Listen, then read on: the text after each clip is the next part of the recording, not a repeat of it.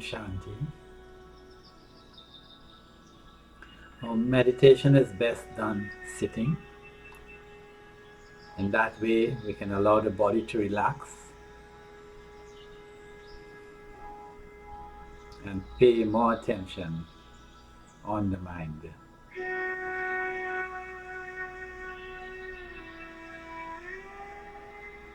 We can turn the attention within,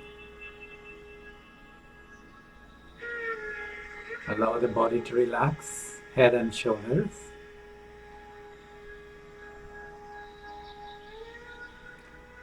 and breathe in peace.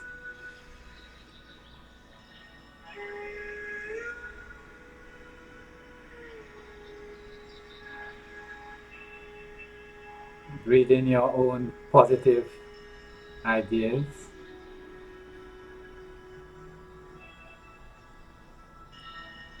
And breathe out stress.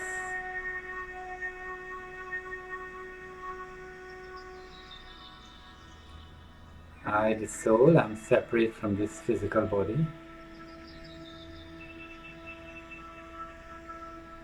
I am detached. I am a spiritual being, eternal,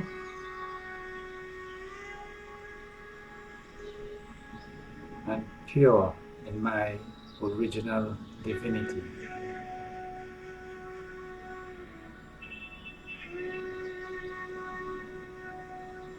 I, the pure soul, am at peace.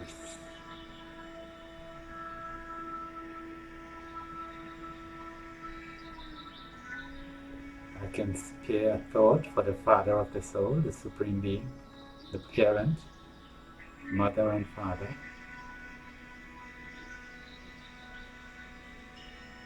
I, the soul, am a child of God.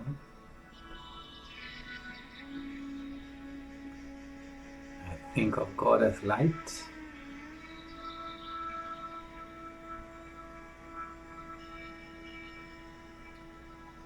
I feel the rays of God's light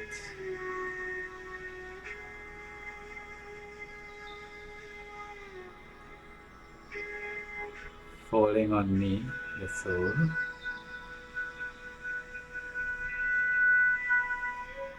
Like a canopy, like a shelter. I, the soul, sheltered in the light of God. I, the soul, under the protection of the divine.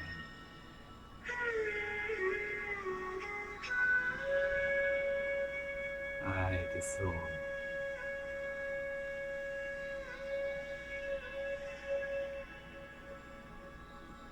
in the company of the Supreme Soul.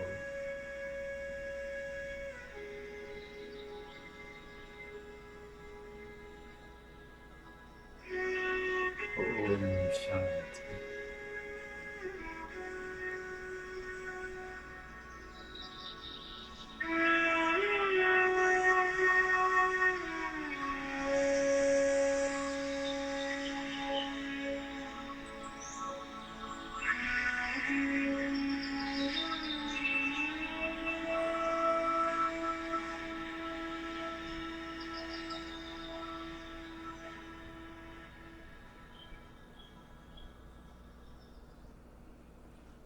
Well, thank you, Vijay. Very relaxing meditation as we focus in on the mind, how it functions, the mind, how it brings peace.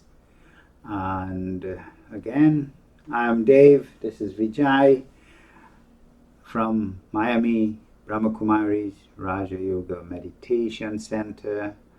Welcome to all of you as we continue on our subject of the mind. So last week we did give you some homework. I hope some of you might have done it, to keep an agenda for your mind, and don't allow external triggers to determine how you feel. In other words, you are in control. So today, so what we're going to talk about the mind today, Vijay? I mean, that's a good topic. What do you let into the mind and what we should let out, what to hold in the mind. I mean, we could create our own agenda and we should create our own agenda and keep our mind where we want to keep it. Okay, so you want to say we want to do some mind exercises? Yeah, I think that the main thing about the mind is, as we had said at some point, that the mind is a flow of energy. And so if our thoughts are fast and furious, then that energy is flowing away quickly. If the energy is slow and deliberate, then there's control. And if the energy is very slow, then it accumulates, it backs up. You can think of a dam, you know, water flowing down a channel. Mm-hmm. And so if the channel is completely open, the water flows, at its own pace. But if you slow the water by blocking part of the channel, for example, the water may start to back up. And as it backs up, it creates force, it creates strength. So strength of the mind is created by slowing the speed of thoughts. In other words, slowing how much energy you are spending, how much mental energy you are spending, and therefore the energy of the mind can accumulate.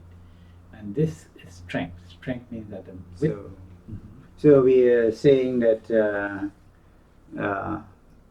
we are slowing the mind.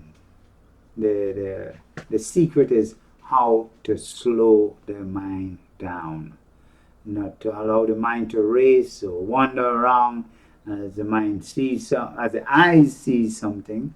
Maybe that's influencing the mind, whatever the eye sees. That's correct. Yeah, definitely. The eyes is one of the biggest, the favorite window of the mind. The favorite window of the mind is the eyes. Yeah. Yeah. So things go out and things come in. Exactly. So that's it influences your mind. Yeah. What you think. So our objective here is to slow the mind. So you have stuff that you see, and if you look at, you were talking about the water. Well, I'm looking outside the window here, and there's a lake, and I'm seeing the lake is so gentle. A gentle breeze is coming over the lake, and it has gentle ripples, and instantly you start feeling calm. So that's an example of slowing down the thoughts, and that's an exercise you can do to keep the mind calm, keep the mind in control. You be the master of your agenda all the time. Exercising the mind is a very important thing. As somebody said, that a lot of time people say that meditation is stopping the mind, but you cannot stop thinking. It's energy.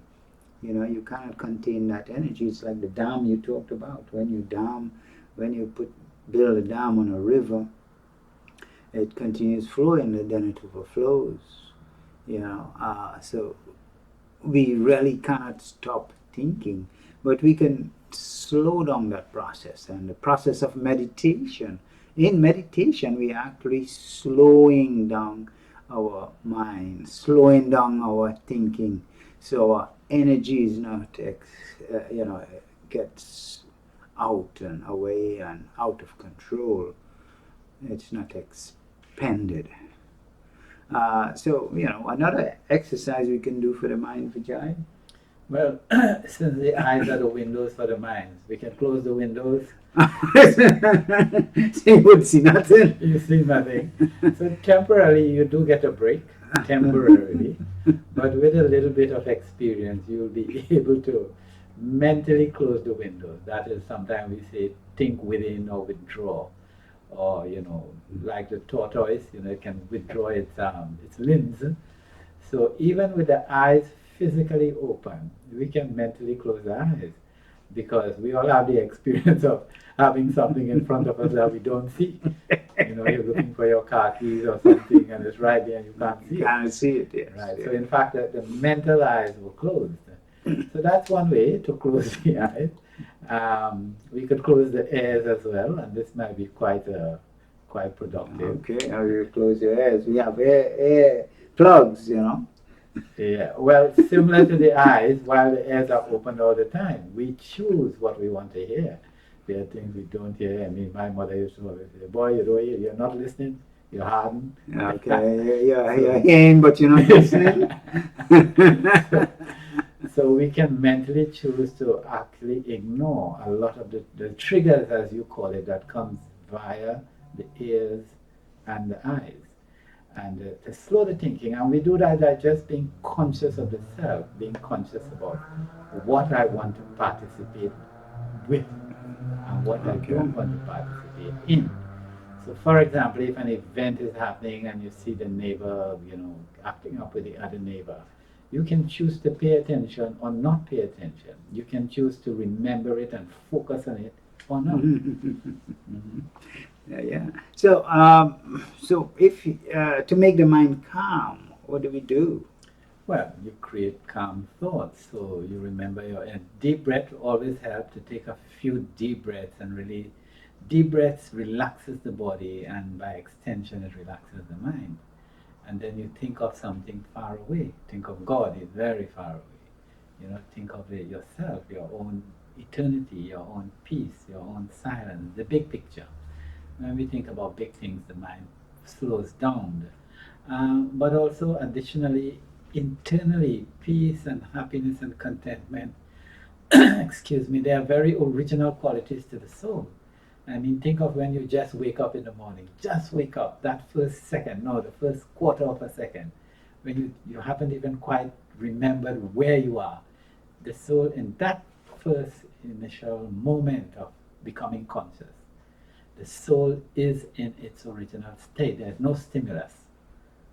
Interesting. So that's a different area to expand one of these days. Your first thoughts, which you have when you're waking up. So So when we want to be calm, when we want to be peaceful. Another easy way, excuse me, is to think of a peaceful scene or things that have brought peace to you in the past, like the lake. Okay. Yes. Okay. So from time to time, so an exercise every one of you can do is make it about 4, 5, 6 times a day. Just stop for a minute and see where your mind is at. Pause for peace. Pause for peace again. Pause. Just pause and see where your mind is. Where and how your mind is influencing your feeling and your emotion. And make the change, make the switch back to a calm mind, a peaceful mind. So as we go on for the rest of the week, let's practice this. So as you find a calm mind, find a peaceful mind, find a slow mind, which brings strength. So find peace, find joy in the journey for the rest of the week, and good night for now.